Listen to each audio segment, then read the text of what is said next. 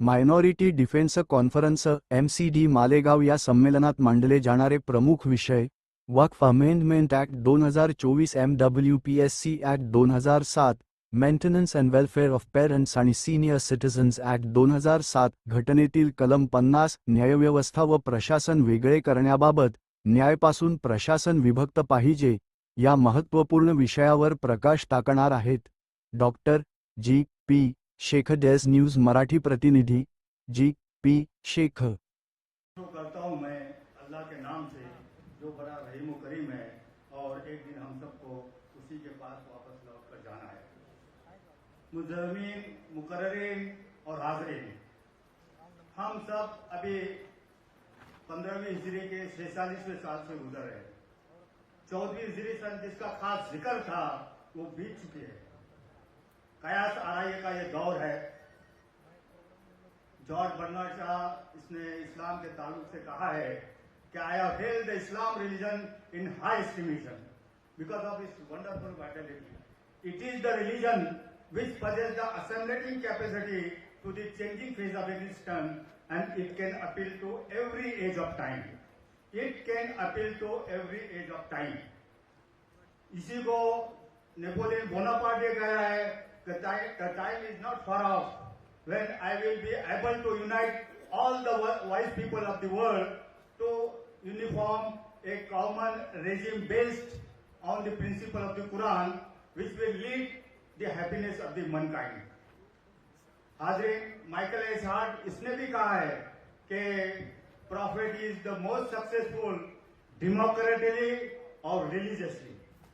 और आज हम इस 21वीं शताब्दी के तीसरे दशक में उसी इस्लाम के उसूलों को लेकर आप तमाम लोगों के सामने, यानी ये इस्लाम के ताल्लुक से इसका हल क्या होगा, लोकशाही के दस्तूर के ताल्लुक से इसका क्या हल होगा, इस पर एक चर्चा सत्र जिसे कहेंगे कि मुंतज़िमीन ने रखा है.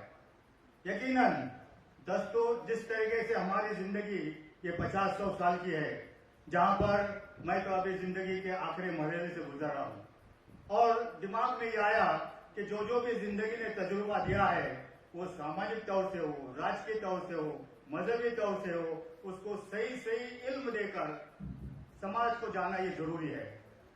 सूरह बकर में भी आया हुआ है कि जिस वक्त तुम मौत के करीब अनकरीब हो जाओ तो वसीयत किया करो.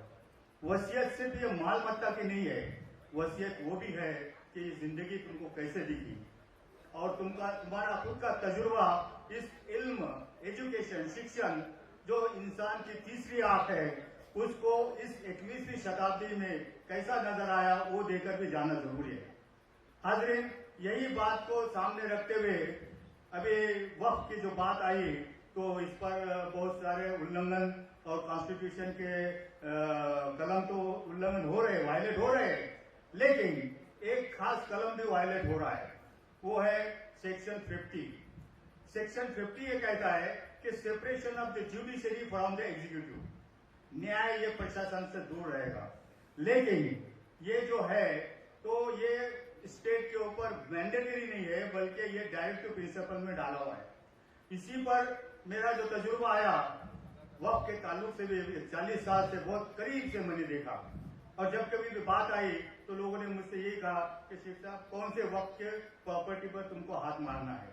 खैर, तो उस वक्त वो जो ये आया separation of the judiciary from the executive, प्रशासन न्याय से अलग होना चाहिए, क्योंकि यानी हम देख रहे हैं कि कलेक्टर, एसडीओ, तहसीलदार ये लीगल एक्सपर्ट नहीं होते. वो दो वकील का सुनते हैं और वो निर्णय देते हैं और इसीलिए घटना में ये तरतूब की हुई है, प्रोविजन की हुई है कि separation of the judiciary from the executive.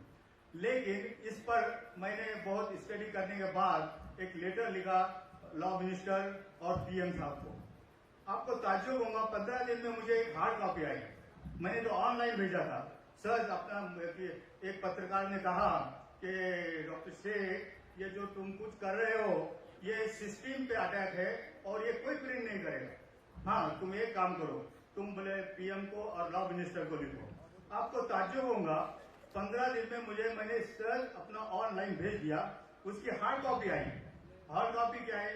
The point is accepted, it is the public grievance, ये पब्लिक का दुखना है और it is concern with the president of the India. India के सेक्रेटरीट को लेटर भेजा गया, इंडिया के सेक्रेटरीट ने उसका स्टडी किया और उसका एक लेटर मुझे भी भेजा और महाराष्ट्र गवर्नमेंट को भी भेजा कि whatever the citizen of the Maharashtra is telling it is a public grievance and take the appropriate action. तो इस पर बहुत चर्चा हुई। चर्चा होने के बाद में ये ध्यान में आया कि ये स्टेट पर रखा हुआ है लेकिन ये मैंडेटरी नहीं है, ये डायरेक्ट प्रिंसिपल में है। तो हाजिरीन, ये जो चीजें है यानी अभी हमारा जो वक्फ एक्ट जो है तो इसका डिसीजन लेने के लिए कलेक्टर साहब को दिया हुआ है पावर, एसडीओ को दिया हुआ है पावर और हमको मालूम है कि बाबा उनके पास इतना काम है कि इमरजेंसी के काम रहते, इलेक्शन के काम रहते, हर चीज के काम उन पर शासन प्रशासन डालते रहता और उसके बाद में ये काम दिया जाता है तो उसका हाल क्या होगा, यानी जहां पर इंसाफ न्याय मिलना चाहिए उससे शायद हम महरूम हो सकते हैं। इसलिए उसका भी विरोध होना ये बहुत जरूरी है।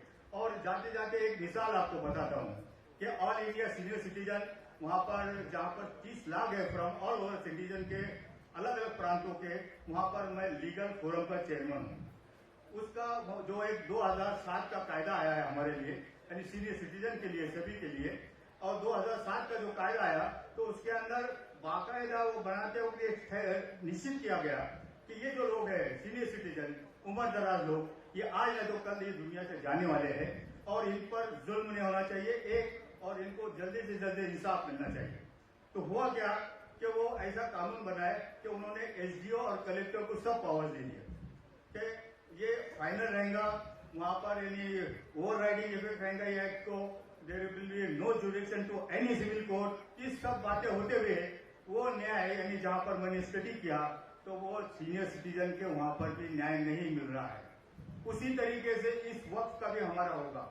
तो इसलिए मैंने तो जिस वक्त जेपीसी ने मंगाई थी तो उसमें तो मैंने कहा कि ये जो है ये जो कुछ भी बनाया जा रहा है, तो पहले शुरू में तो मुझे बहुत खुशी हुई थी जब मैंने टाइटल देखा था कि यूनाइटेड वक्फ मैनेजमेंट एम्पावरमेंट इफिशिएंसी डेवलपमेंट उम्मीद, यानी वो पढ़ने के बाद मुझे बड़ी खुशी हुई थी। लेकिन जैसा जैसा मैं उसके तफसील में गया तो मैं एकदम नेगेटिव पर आया और मैंने बाकायदा उसका अपोज करके एक लेटर भी दिया कि ये जो कानून बन रहा है ये सिर्फ बिल्डर जिसमें मुस्लिम भी है, नॉन मुस्लिम भी है, पॉलिटिशियन भी है, हमारे मुतवल्ली भी है, ट्रस्टी भी होंगे, और इस तरीके से उनका जो एनक्रोचर है उसको लीगलाइज करने के लिए सब काम किया जा रहा है।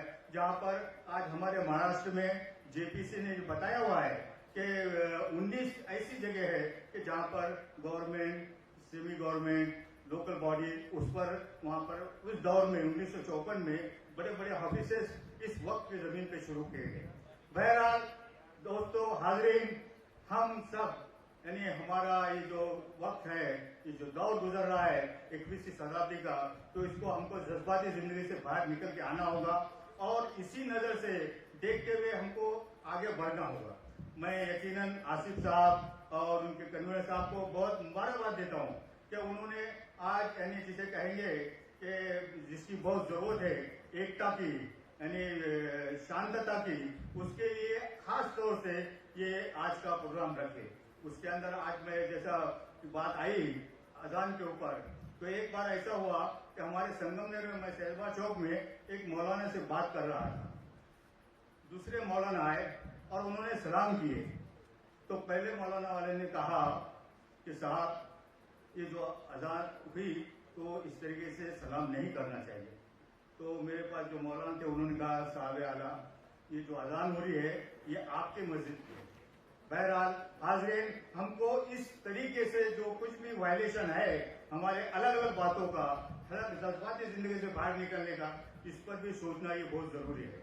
और इसीलिए मैं तो ये जिसे कहेंगे कि यहाँ आज मालेगांव में आने का मौका मिला और मुझे राष्ट्रीय एकात्मता पे आसिफ साहब मैं बहुत मुशारे लिया करता था, तो आखिर में वो आपके सामने रखकर, क्योंकि ये राष्ट्रीय एकात्मता का सम्मेलन है, ये शांतता के देश के लिए सम्मेलन है, इसलिए वो शेर कहते हुए मैं आप तमाम लोगों से रुखसत होता हूँ। ये क्या हिंदू, ये क्या मुस्लिम, सभी हिंदुस्तानी है। ये क्या हिंदू, ये क्या मुस्लिम, सभी हिंदुस्तानी है। फर्क माला के मंत्रों में है, न तकलीफ के गानों में। मीनारे मस्जिदे के हो या शिवालय मंदिरों के, लव इंसान का भरो के किन फिजानों में। मिटा दो आपसी नफरत, नहीं बजा बशर हो तुम। मिटा दो आपसी नफरत, नहीं बजा बशर हो तुम। कि पर टूटे पंछी कब उड़े आसमानों में। जय हिंद, जय भारत।